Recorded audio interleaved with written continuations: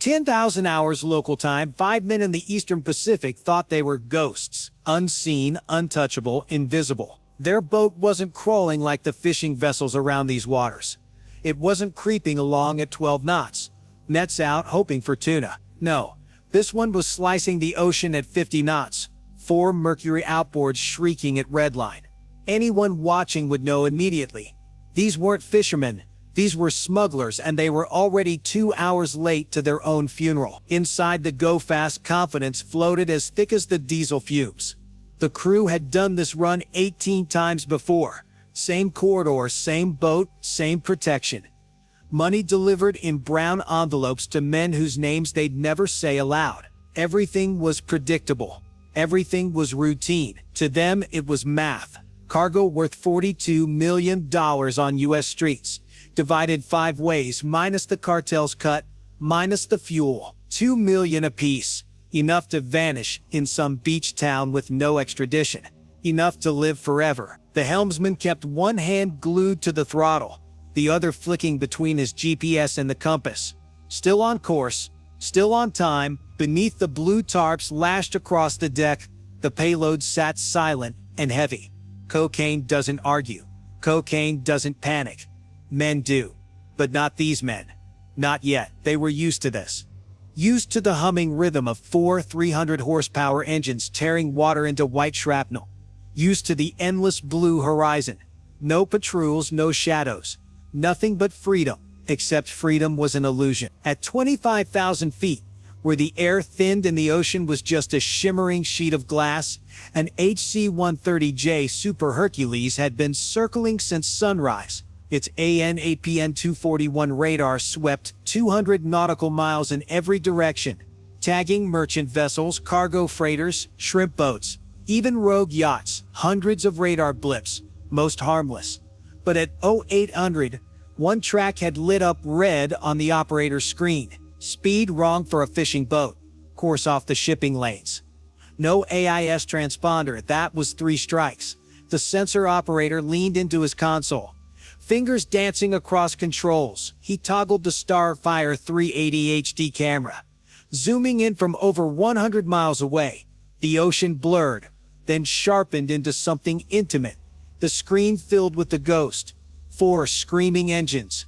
Blue tarps stretched tight. Crew pacing the deck like ants on hot steel. Even the rooster tail behind the boat looked guilty. At 0945, something changed. The boat stopped zigzagging. It was running straight north, bleeding fuel faster with every nautical mile. The tactical coordinator didn't hesitate. He grabbed the encrypted sat phone, voice clipped and calm. "Kimball, this is Eyes 1. Target steady course. Speed 50. Recommend launch interdiction assets." That sentence, transmitted over Link 16, traveled faster than the smugglers could blink. From the Hercules' belly to the Combat Information Center aboard the Coast Guard cutter, Kimball, to Joint Interagency Task Force South in Key West, to DEA liaison officers staring at cartel movement patterns on glowing screens. The message was universal. Prey identified. Predators inbound. The Kimball was 200 nautical miles away. Too far, too slow. Even at her best, she could push 28 knots. But the smugglers were making nearly twice that. On paper, the chase was unwinnable. But this wasn't about who could run faster. It was about who could run longer. The math was merciless. 4 Mercury 300 horsepower outboards burned fuel like dragons at wide open throttle. Each guzzled 25 gallons an hour. That meant 100 gallons every 60 minutes. Their tank, roughly 400 gallons.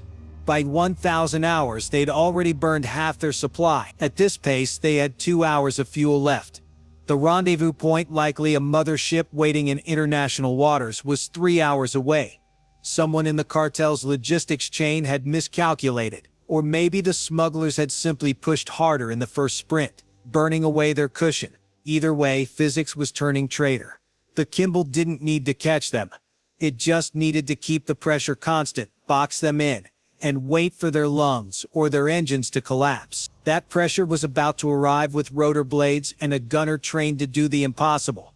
At 1100, the MH-65E Dolphin roared off the cutter's flight deck, rotors clawing the sky. Twin Ariel 2C2CG turboshaft engines pumped out 853 shaft horsepower apiece, the noise rattling bolts and bones alike. Most people think of Coast Guard Dolphins as bright orange rescue birds, lowering baskets to fishermen in storms. This wasn't that. This Dolphin had been rebuilt for war in everything but name.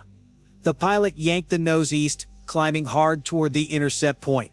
At 3,000 feet, the Dolphin leveled off, conserving fuel, its crew running silent checklists. Every man on board knew the script. The smugglers below had 2 million reasons each to ignore warnings, to gamble, to die. The crew above had one mission: make sure that gamble ended on U.S. terms, not cartel ones. 20 minutes in, the co-pilot spotted it, a chalk-white scar on the ocean, half a mile long, 4 outboards at full screen. Throw a rooster tail visible for miles. Even from 3 out, the plume was unmistakable. There it was. The prey zigzagging in the classic cartel doctrine. 3 minutes left, 5 minutes right, hard rudder throws designed to wreck surface intercept math against patrol boats. It worked. Against a helicopter, it was just theater.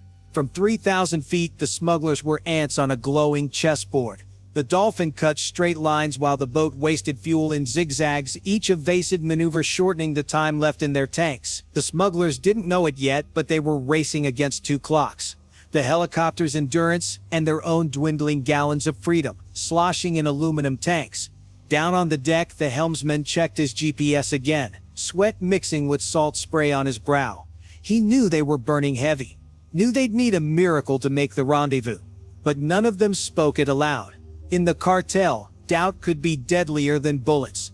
So they pushed on, gritting teeth, eyes fixed north. Above them, the Dolphin dropped altitude, 1,000 feet, then 500, close enough now to see the smugglers' heads turn skyward. The game had shifted. It was no longer about whether they were being tracked. It was about what would come next. The pilot matched the boat's speed at 50 knots, holding a safe 500-meter standoff. The co-pilot reached for the controls of the LRAD, the long-range acoustic device. The handheld mic crackled to life. Alto su embarcación. Deténganse inmediatamente. This is the United States Coast Guard. Stop your vessel. Prepare to be boarded. The LRAD roared louder than a rocket launch. 62 decibels of command drilling through wind and engine noise. The smugglers flinched at the hurricane of sound and rotor wash. Spray lashing their faces, tarps whipping loose. But they didn't stop. They never stopped. Not for freedom. Not for 42 million. Not when running meant there was still a sliver of chance. The pilot gave them 15 minutes standard procedure. 15 minutes of warnings, sirens, rotor intimidation. 15 minutes for men who'd already decided prison was worse than drowning. When those minutes passed in stubborn defiance, the pilot's voice went flat over comms. Kimball, this is HITRON. Subjects are non-compliant. Request permission for warning fire. The approval came back instantly. Rules of engagement in international waters were clear. If they won't stop, you escalate. The gunner's hands shifted from calm to lethal. The M240B machine gun swung out the side hatch. 650 rounds per minute, if necessary. But only a few were needed. Tracers ripped the sky, slashing water just ahead of the smuggler's bow. Each burst a warning, each splash a red exclamation mark. Still, they didn't stop. Instead, the helmsman pushed the throttles harder, engines howling in defiance. Rooster tail growing taller. The go-fast veered port, then starboard. Hard turns that threw spray into the sky. To them, it felt like evasion. To the helicopter, it was theater. The pilot didn't need to say it out loud. Everyone in the Dolphin knew what came next. The words finally cut the channel. Calm, clinical, deadly. Kimball, this is HITRON. Subjects are non-compliant after warning fire. Request authorization for disabling fire. And just like that, the chase crossed the line from warnings to endings. The radio crackled back to life with the words every HITRON crew knows by heart. HITRON, authorization granted. Engage disabling fire. No drama. No hesitation. Just procedure. That's how you know it's serious. Inside the MH-65E, the aerial gunner shifted positions. The M240B swung back on its mount. The weapon of intimidation had done its job. Now came the weapon of certainty, the Barrett M107, chambered in 50 BMG, 30 pounds of steel, optics, and recoil. The rifle that turns engines into scrap metal and smugglers into prisoners. The gunner wasn't just holding a rifle, he was holding physics, history, and 25 years of Coast Guard doctrine condensed into one mission. Since 1998, HITRON has stopped over 500 boats this way, removing more than $6 billion worth of drugs from cartel veins. They are the only airborne law enforcement unit in the world with legal authority to fire Bat-50 cals rounds at engines from a moving helicopter in international waters. And they are frighteningly good at it. The Barrett slid into place against the gunner's shoulder. Bipod braced against the helicopter's door frame. The optic glowed. An EOTech holographic sight paired with an infrared detonator. The reticle floated steady despite the helicopter's yaw, pitch, and vibration. But optics were only a tool. The real stability was muscle memory. Thousands of training rounds, endless hours synchronizing trigger squeeze with rotor oscillations and ocean swells. Below, the smugglers had no idea what was coming. The helmsman clutched the throttles, veins bulging in his forearms. 3 men crouched under tarps, one clutching a pistol that was useless at this distance. They still believed speed could save them. They didn't know they were seconds from watching their freedom explode in aluminum fragments. The gunner exhaled. The trigger broke clean. The first to 50 BMG round screamed out of the chamber at 53 meters per second. 11,000 foot-pounds of energy in a single shot. The starboard outer engine erupted. A geyser of oil and metal fragments belched into the rooster tail, smoke mixing with spray. The 300 horsepower Mercury didn't just stop, it disintegrated. The go-fast jolted, speed dropping from 50 to 38 knots in a heartbeat. Inside, men cursed, scrambled, shouted over the sudden imbalance. 1 engine gone. But 3 engines can still move a boat. At least for now. The gunner adjusted half an inch. Second shot. The port outer engine took the round midsection. 50 slug tore through fuel lines, coolant passages, and aluminum casing in a single heartbeat. The engine seized, coughing black smoke before dying completely. Speed down to 25 knots. The rooster tail shrank. The boat wallowed in the swells. The smugglers' evasive zigzags lost their snap. The ocean had turned from allied to enemy. The men on board now knew, their hands shook. Their shouts turned frantic. 2 engines gone. 1 boat dragging its carcass north with fading momentum. But adrenaline kept them clinging to hope. Maybe 2 engines could still drag them far enough. Maybe the mothership was closer. Maybe the helicopter would leave. Maybe the gunner's breathing slowed again. A lifetime of training compressed into rhythm. Inhale, exhale, squeeze. The 3rd round punched through the starboard inner engine. A clean hole in, a shredded crater out, shrapnel geysered upward, clanging off the boat's fiberglass hull. Speed collapsed to 12 knots, barely more than a crawl. The rooster tail was gone, replaced by a foamy trail of desperation. The smugglers staggered on deck, faces twisted by disbelief. They had 1 engine left, 1 heartbeat, and a body already bleeding out. The 4th shot ended it. The Barrett thundered, recoil slamming back into the gunner's shoulder, his cheek welded to the stock. The round hit dead center on the last Mercury's power head. The engine convulsed, then detonated in a spray of aluminum and black oil. The boat's scream went silent. The only sound left was the hiss of waves slapping against a powerless hull. 50 knots to 0, predator to prey. In 4 shots flat, the helicopter stayed overhead, rotors chopping the sky, eyes unblinking. Below, 5 men slumped in shock. Their boat wasn't a racer anymore. It was a crime scene. A floating coffin of blue tarps, oil slick water, and broken ambition. For the smugglers, reality crashed harder than the bullets. They weren't going anywhere.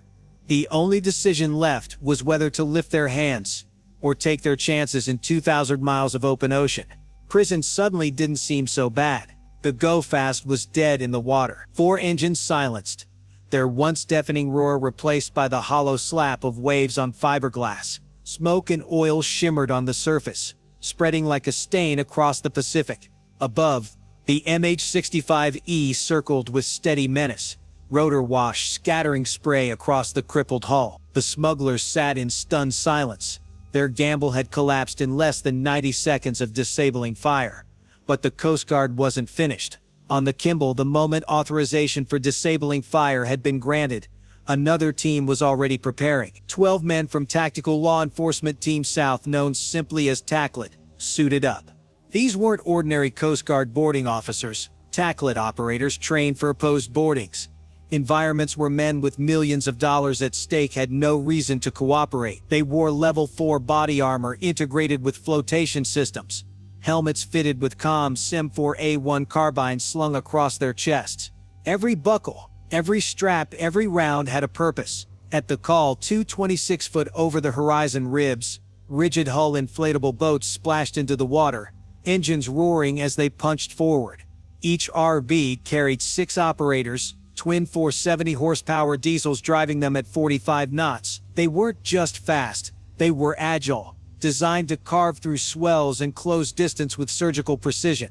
From the air, the helicopter relayed live overwatch. Target vessel dead in water. 5 POB, no visible weapons drawn. Recommend proceed. The Arabs split into a pincer formation, one veering wide to starboard, the other tightening on port. The smugglers, still clustered at the bow, turned their heads like trapped animals, watching the jaws close. The men who had been dreaming of $2 million each were now facing 20 years apiece, and they knew it. As the lead Arab drew within 15 meters, the coxswain throttled back, holding steady against rolling seas. The bowman rose to full height, M9 pistol leveled at the smugglers. The words came rapid, sharp, impossible to mistake even over the wind and water. Arriba las manos, no se muevan. Hands up, don't move. The smugglers froze, their eyes darting between operators, rifles, and the endless horizon. There was nowhere to go, no engines, no options, no salvation. Slowly, hands lifted into the air, fingers trembling. The second RB swung into position on starboard, 6 more operators rising, weapons steady. Now 12 rifles were trained on 5 men. The math was final, absolute, crushing. On your knees. One operator barked, his voice cutting through the chaos like a blade. There were días ya. Reluctantly, the smugglers complied, shuffling forward, dropping to their knees on the fiberglass deck. The blue tarps flapped loose in the rotor wash, revealing bricks of cocaine stacked like bricks of sin, packed tight, shrink-wrapped, undeniable. The evidence was staring back at them in plastic-wrapped silence. 2 operators leapt from the REB, timing their jump with the swell, boots thudding onto the go-fast slick deck, weapons high, eyes scanning. They moved with rehearsed precision, one covering the crew, the other sweeping aft toward the cargo hold. Within seconds, the rest followed. The smugglers were yanked down, wrists zip-tied behind their backs, faces pressed against the deck. Shouts turned to silence, resistance to resignation. The dream of disappearing with millions had ended in black oil stains and steel handcuffs. From the air, the Dolphin's crew watched the takedown unfold. Calm voices over comms confirmed. 5 subjects detained. Cargo secure. Vessel classified stateless. Preparing disposal. That last phrase carried its own finality. The smugglers were going to prison.